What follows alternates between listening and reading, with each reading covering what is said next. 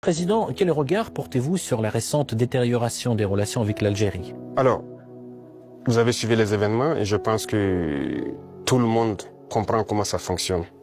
Et nous sommes au regret de voir l'incident qui est arrivé à la frontière algérienne avec le drone qu'ils ont abattu.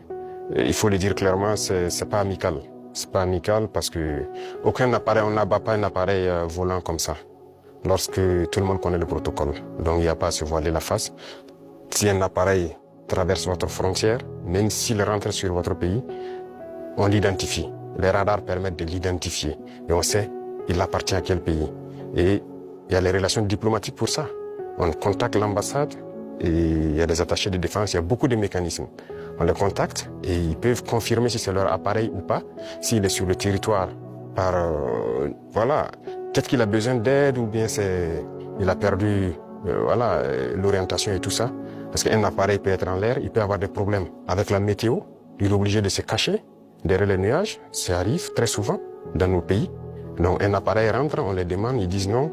Il y a beaucoup de couverture nuageuse, mais il y a en tout cas un phénomène météorologique qui l'amène à venir passer. Il peut avoir un problème technique. Il peut demander de l'aide pour qu'on le guide à ce qu'il atterrisse. Donc il y a tellement de facteurs qui peuvent faire qu'un appareil se retrouve dans un espace aérien. On n'abat pas un appareil systématiquement. Le cas est arrivé avec nous. On a souvent vu un appareil américain qui est rentré sur notre territoire, qui faisait des reconnaissances et tout.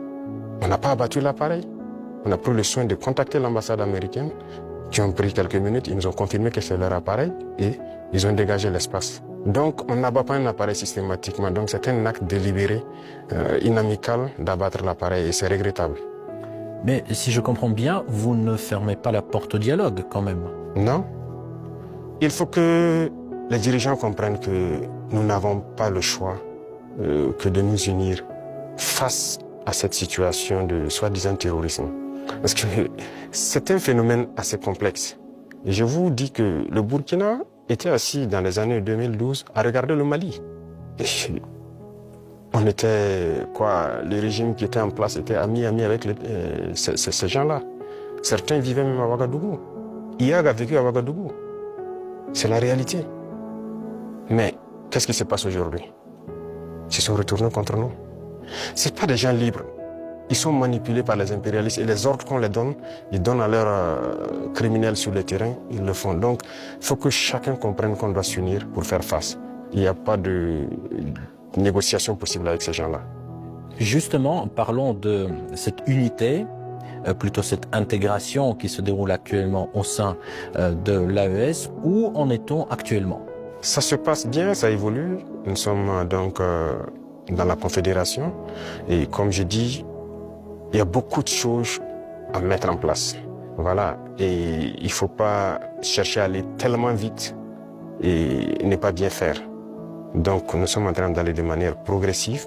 Il y a beaucoup de structures à mettre en place. Il y a beaucoup de volets à mettre à niveau dans les trois pays. Parce que vous n'êtes pas sans savoir que sur le point de vue économique, on n'est pas au même niveau. Sur le point de vue militaire, il y a beaucoup de volets. Il faut essayer d'équilibrer. Et donc, ça nécessite la mise en place de beaucoup de structures, beaucoup de rencontres. Et la libre circulation, ça nécessite un certain nombre de paramètres à mettre ensemble. Vous avez dû voir qu'on a fait un gros travail pour aboutir à un document unique de sécurité pour les voyages et tout. Donc, c'est évolutif. Donc, ça se passe très bien. Justement, j'avais une question sur le volet économique. La création de la devise propre à l'AES est-elle toujours à l'ordre du jour? Oui, c'est à l'ordre du jour, forcément. Et donc, le processus continue. Il y a beaucoup de choses, comme dirais-je, beaucoup de billes à caler avant d'y arriver. Mais c'est forcément à l'ordre du jour. Si on parle de souveraineté, forcément, on a besoin de cette souveraineté-là. Voilà, donc c'est impératif.